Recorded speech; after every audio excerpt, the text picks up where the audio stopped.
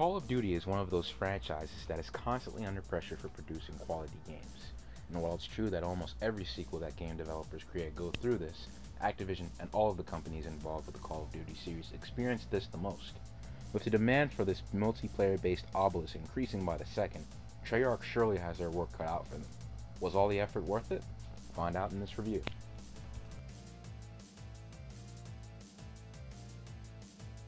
Call of Duty Black Ops takes place during the Cold War in the 1960s. The single-player campaign revolves around an experimental Soviet chemical weapon codenamed Nova 6. The player mainly controls SAD/SOG Special Forces operative Alex Mason and occasionally CIA agent Jason Hudson, as well as other characters. Mason often works with Frank Woods and Joseph Bowman, while Hudson teams up with Grigory Weaver, a Russian-born field operative. Viktor Reznov, a key character from the Soviet campaign in the World at War, returns. Its Russian protagonist Dmitry Petrenko also makes an appearance. Black Ops features several historical figures. Mason meets John F. Kennedy, for example, Robert McNamara, and Fidel Castro. For a multiplayer-focused game, I found myself extremely invested in the story, something that was a complete opposite of the previous installment in the Call of Duty franchise, a la Modern Warfare 2. The character POV is often switched, which most Call of Duty players are accustomed to, but it can make the game slightly confusing. However, the main focal point is always on Alex. He's a typical first-person shooter main character. Rough voice, not necessarily the quiet type, but not really one to constantly talk. Call of Duty will always be a top-notch game in terms of production quality. The single-player campaign is like playing an Indiana Jones movie, and at some points, a video game version of Saving Private Ryan. And oh yes, there are rescue missions. The music is beautiful, even though I prefer the multiplayer lobby theme a lot more from Modern Warfare 2. All the voice actors engulf me into the storyline, and the graphics run in at a silky smooth 60 frames per second. If you play Call of Duty for hours and go back to a game such as Gears or Halo, you'll notice something really feels wrong. Kinda slow. But worry not, because it'll all go back to normal in a few seconds, and it's partly due to the fact that Modern Warfare 2 and all of the other Call of Duty games run in at 60 frames per second, as I mentioned before. Black Ops retains the experience points and unlockable reward system that has been kept since Call of Duty 4. The game's multiplayer focuses on socialization and customization. Create a Class 2.0 allows enhanced personalization with appearance items as well as upgradable perks. Weapons are extensively customizable with writing, emblems, attachments, and camouflage planning. Even reticles can be modified. There are more than one style for an attachment, which allows for a lot more personalized weaponry. For example, the player can choose between a red dot or a reflex sight, although it doesn't really make much of a difference. Both of them share same traits, although the red dot fills up less of the screen, something desired by many players. Character models depend on the first tier perk instead of the weapon type. Furthermore, face paints can be unlocked, although they really don't make any sense. New custom killstreak rewards include explosive RC cars, guided missiles, and controllable attack helicopters. Perhaps my biggest gripe with the game, though, is the fact that the hitboxes are way too generous. Unfortunately, I can't let it slide because the game's a first-person shooter. It takes off some serious points off of the final grade. Despite the fact the game's been balanced out, prepare to be pissed off.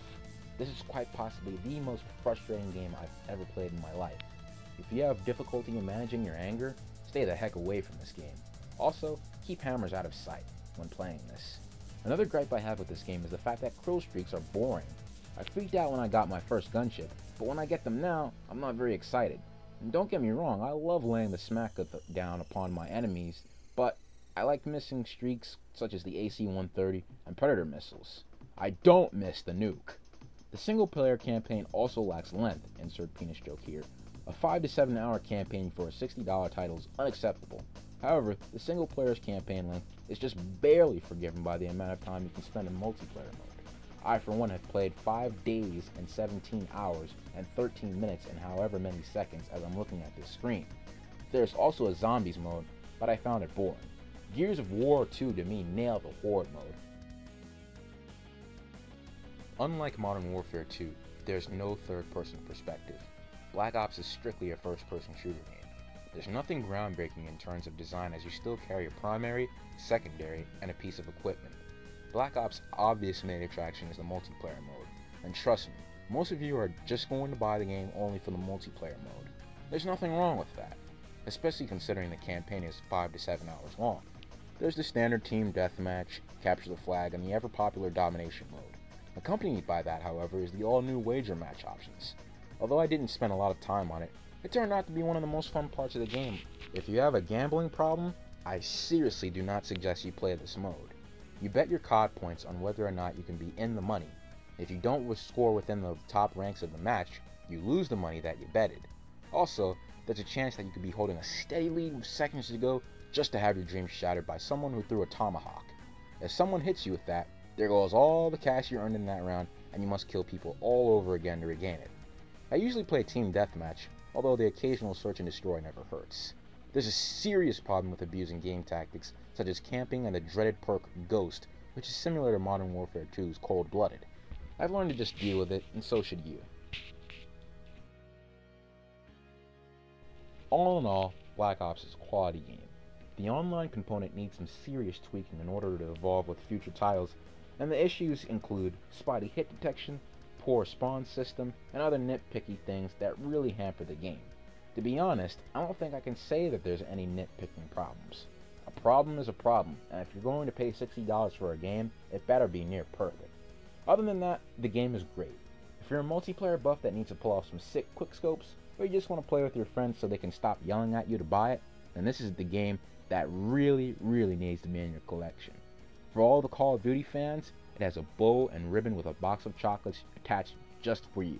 If you don't have Xbox Live, PSN, or Nintendo Wi-Fi, or a PC internet connection for all of you PC gamers out there, don't touch this game with a 10-foot pole.